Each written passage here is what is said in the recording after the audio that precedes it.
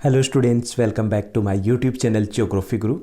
आज हम पढ़ने और समझने वाले हैं क्लास 9th एसएसटी सामाजिक विज्ञान की वर्कशीट नंबर 61 यानी कि कार्यपत्रक संख्या 61 को।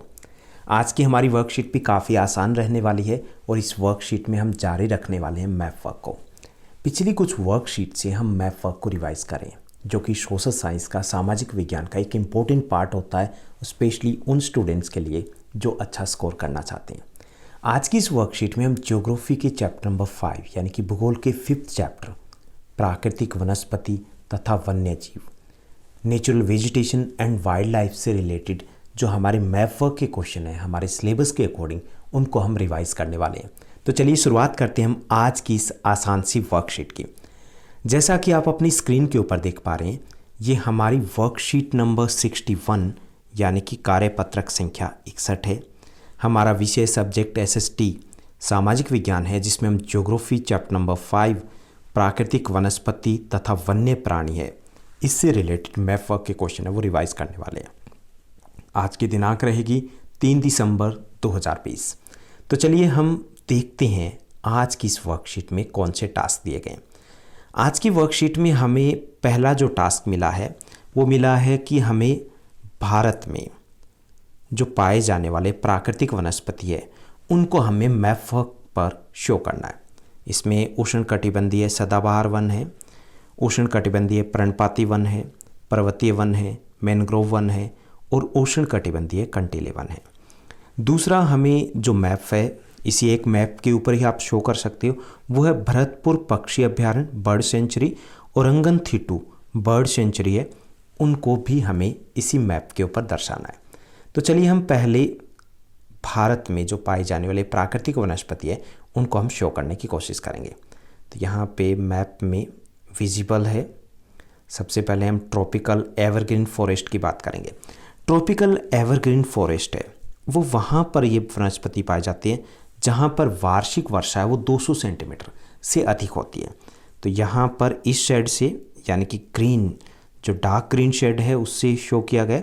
तो ये जो इलाका है, ये पूरा इलाका जो पश्चिमी तटीय मैदान आ जाता है, ये इलाका यानी कि महाराष्ट्र का कुछ भाग है, गोवा, कर्नाटका और केरला का तटीय भाग है ये, साथ ही साथ तमिलनाडु का पूर्वी तटीय भाग थोड़ा सा आ जाता है, इसके साथ उड़ीसा और वेस्ट बंगाल का तटीय भाग है। पूर्वोत्तर भारत के सभी राज्य किसको छोड़ करके, अरुणाचल प्रदेश और सिक्किम को छोड़ करके, वहाँ पर कौन से वन पाए जाते हैं, उष्णकटिबंधीय सदाबहार वन पाए जाते हैं। ओके, तो यहाँ पर एक ही पैमाना होता है कि वार्षिक वर्षा है वो 200 सेंटीमीटर से अधिक होती है, इसलिए ये वन यहीं पर पाए जाते हैं। उसके बाद दूसरे ट्रॉपिकल डेसिडुअस फॉरेस्ट यानी कि पर्णपाती वन। पर्णपाती वन मतलब पतझड़ी वन, ये सूखे मौसम में पत्ते गिरा देते हैं। तो भारत का इनके साथ लगता इलाका, यहाँ देखिए कि यूपी, बिहार, झारखंड, उड़ीसा, आंध्र प्रदेश, मध्य प्रदेश, छत्तीसगढ़, महाराष्ट्र, तमिलनाडु, कर्नाटका का कुछ भाग है, तेलंगाना का कुछ भाग है। तो ये सभी इलाके हैं जहाँ पर पर्णपाती वन पाए जाते हैं, उष्णकटिबंधीय पर्णपाती वन। यहाँ पर बारिश है वो 70 से लेकर के 200 सेंटीमीटर के बीच होती है। तो यहाँ जब गर्मियाँ आती है तो उस मौसम में ये वृक्ष है पत्ते गिरा देते हैं। उसके बाद तीसरे जो वन पाए जाते हैं वो माउंटेन फॉरेस्ट यानी कि पर्वतीय वन। अब पर्वतीय वन है, जैसा कि नाम है, तो ये पर्वतीय इलाकों में ही हमें पाए जाएंगे। तो पर्वतीय इलाका कौन सा है, हिमालय प्रदेश यानी कि हिमालयी राज्यों में। तो पर्वतीय वन हमें दिखाई देंगे, वो है जम्मू कश्मीर, उत्तराखंड, हिमाचल प्रदेश, उत्तराखंड, सिक्किम और अरुणाचल प्रदेश। यहाँ पर माउंटेन फॉरेस्ट यानी कि पर्वतीय वन पाए जाते हैं। उसके बाद जो नेक्स्ट दिए गए हैं वो वन है कि मैंग्रोव फॉरेस्ट। मैंग्रोव जो फॉरेस्ट होते हैं उनको हम मैंग्रोव वन भी बोल सकते हैं, उनको हम दलदलीय वन भी बोल सकते हैं। कांप वाले मिट्टी में होने वाले ये वन होते हैं, इसलिए इनको दलदलीय वन बोलते हैं। इनको तटीय वन, ज्वारीय वन भी बोलते हैं। ओके, तो ये जो वन पाए जाते हैं ये डेल्टाई वन है। डेल्टा जहाँ पर है, जैसे सुंदरवन डेल्टा में यहाँ पर पश्चिम बंगाल में है, महानदी के डेल्टा है, कृष्णा और गोदावरी नदी के डेल्टा है, वहाँ पर पाए जाते हैं। तो ये थोड़े इलाकों में पाए जाते हैं लेकिन तटीय इलाकों में पाए जाते हैं ये। ओके, उसके बाद लास्ट है थोर्नी यानी कि कांटेदार वन।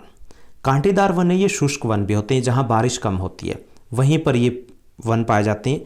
पेड़ कम हाइट के होते हैं, यानी जहाँ पर बारिश है वो 60 सेंटीमीटर से भी कम होती है।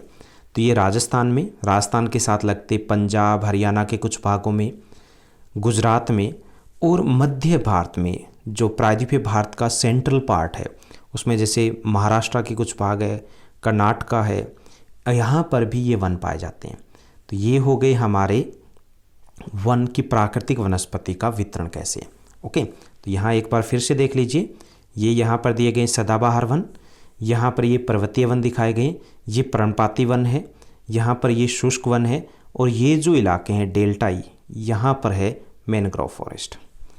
अब हम सेकंड टास्क की तरफ बढ़ते हैं। सेकंड टास्क जो हमें दिया गया कि हमें 2 बर्ड सेंचुरी शो करनी है। केवल 2 ही बर्ड सेंचुरी आज की हमारी इस वर्कशीट में दी गई है।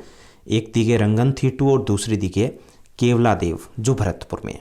तो पहली जो भरतपुर बर्ड सेंचुरी है वो यहाँ पर है, जो जैसा कि आप यहाँ पर देख पा रहे हैं केवलादेव, यानी कि दिल्ली से ज़्यादा दूरी पर नहीं है। दिल्ली के बिल्कुल नीचे की तरफ हम इसको दर्शाएंगे राजस्थान में, यानी यूपी के भी साथ लगता इलाका है। उसके बाद दूसरी जो रंगनथीटू है ये बेंगलोर के पास है, कर्नाटका में है, ये रंगनथीटू है।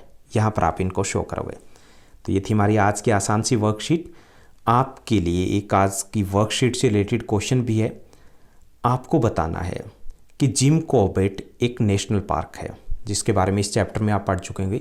जिम कॉर्बेट नेशनल पार्क जो हमारे देश का पहला नेशनल पार्क था, वो नेशनल पार्क कौन से राज्य में है? तो कमेंट करके ज़रूर बताइएगा। ऐसे ही आपके कोई डाउट्स है तो वो भी आप कमेंट करके पूछ सकते हो। ऐसे ही हमारे साथ बने रहिए, हंसते रहिए, खुश रहिए, पढ़ते रहिए, और इस चैनल को लाइक शेयर सब्सक्राइब ज़रूर कीजिएगा। Thank you, bye bye, have a nice day.